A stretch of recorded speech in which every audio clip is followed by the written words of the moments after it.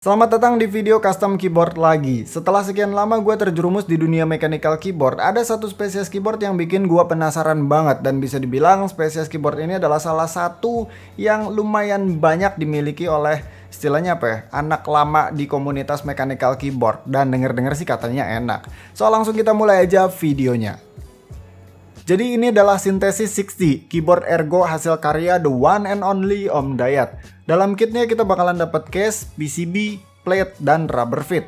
Di sini untuk case-nya gue pilih perpaduan warna antara hitam dan frosted. Terus untuk plate-nya di sini gue pilih menggunakan FR4 plate, dan untuk PCB-nya gue pilih yang hot swap. Sebenarnya Om Dayat juga punya Synthesis 60 yang versi soldernya, tapi gue lebih suka hot swap biar gampang. Nah, jadi di sini PR-nya itu kalau mau ngerakit keyboardnya, kita butuh switch, step, dan keycaps. Let's go, kita mulai aja rakitnya.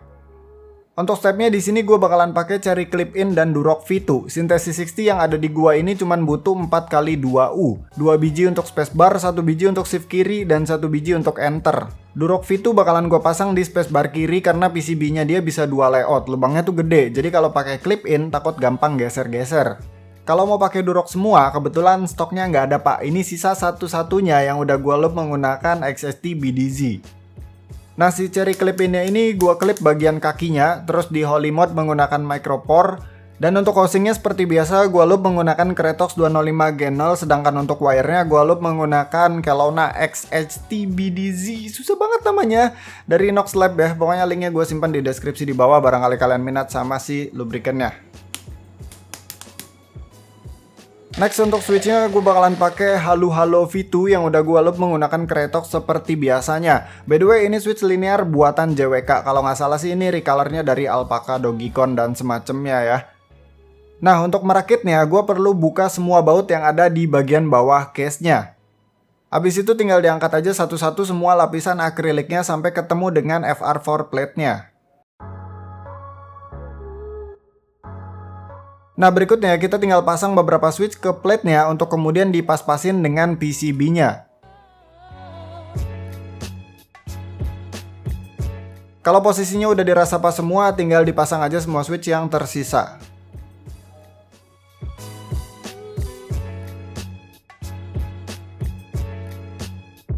Next, tinggal susun lagi aja semua layer tadi dari bagian plate sampai ke layer akrilik paling bawah dan dibaut deh.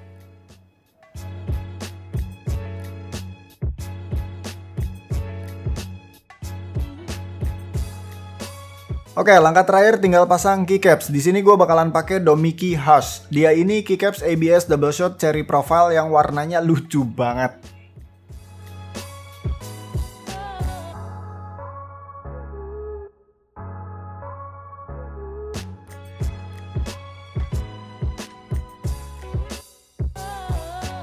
Sip, udah kelar semua, tinggal typing test. Abis itu gue ceritain lebih lanjut tentang keyboard ini.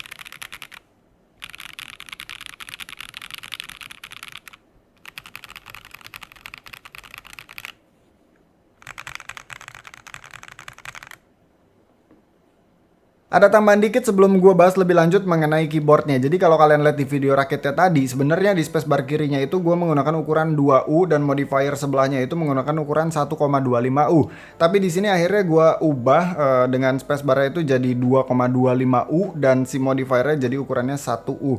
Menurut gue dilihatnya lebih enak kayak gini meskipun gue tim spacebar kanan, jadi ini nggak akan kepake untuk spacebar sering-sering ya, kecuali buat ngedit doang paling. Tapi ngelihatnya lebih asik kayak gini, makanya ini diubah posisinya PCB-nya jadi kayak gini. Dan ini PCB-nya kan dia multi layout, jadi cuma digeser dikit doang, nggak perlu dimacem-macemin. Makanya gua nggak rekam juga proses untuk ngegeser si spacebar-nya bikin jadi 225U dari 2U. Sama satu lagi, ini keycapsnya yang di bagian kanan nih udah gua ubah.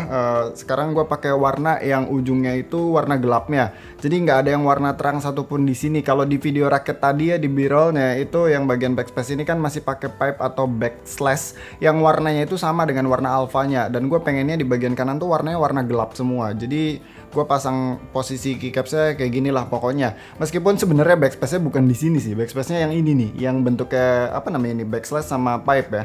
Cuman nggak sesuai sama legendnya, tapi ini tetap jadi backspace karena gue lebih suka posisinya di sini sebenarnya backspace. Jadi itu aja paling. Oke, jadi layout kayak gini nih biasa disebut dengan layout ergonomik. Lebih spesifiknya lagi untuk Synthesis 60 ini biasa disebut dengan Alice layout. Dia ini sebenarnya setara dengan layout 60% normal tapi dibuat miring, intinya kayak gitu. Meskipun 60%, jangan salah, keyboard ini punya ukuran yang gede banget, bahkan lebih gede dari layout 65% normal. Nah, di sini Om Dayat desain Synthesis 60 ini dengan stacked acrylic case yang mountingnya itu menggunakan sandwich mount. Jadi plate-nya itu dijepit di antara sekian banyak layer akrilik tadi. Om Dayat kalau desain case ini nggak pernah biasa aja. Di Synthesis 60 ini bagian layer atasnya tuh ada semacam gua nggak tahu namanya. Pokoknya bagian layer paling atasnya itu dibuat sedikit lebih kecil daripada layer di bagian bawahnya. Dan yang paling gua suka adalah side profile-nya. Lihat deh. Asik banget dikasih lekuk-lekukan kayak gini nih, bikin keyboardnya jadi kelihatan ganteng banget.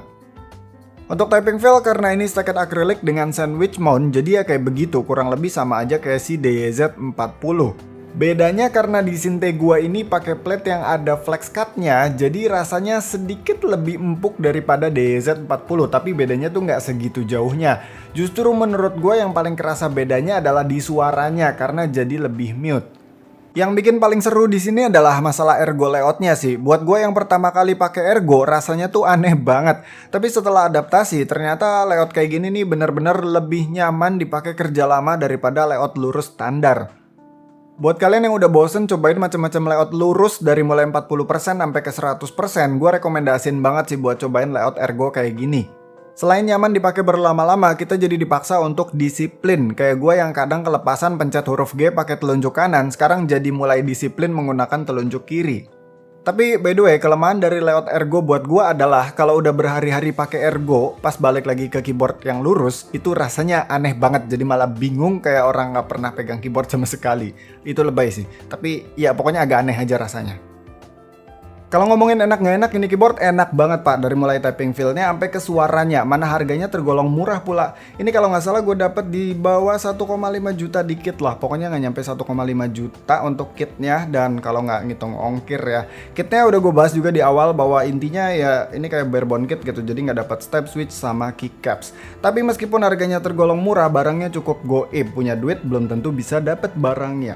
Sebenarnya bisa-bisa aja sih, tinggal kontak makernya, PDKT yang bener, banyak berdoa supaya dapat, jangan lupa banyak beramal juga dan jangan melawan orang tua. Sip, mantap. Segitu aja videonya, thank you yang udah nonton, sampai ketemu di video selanjutnya. Bye.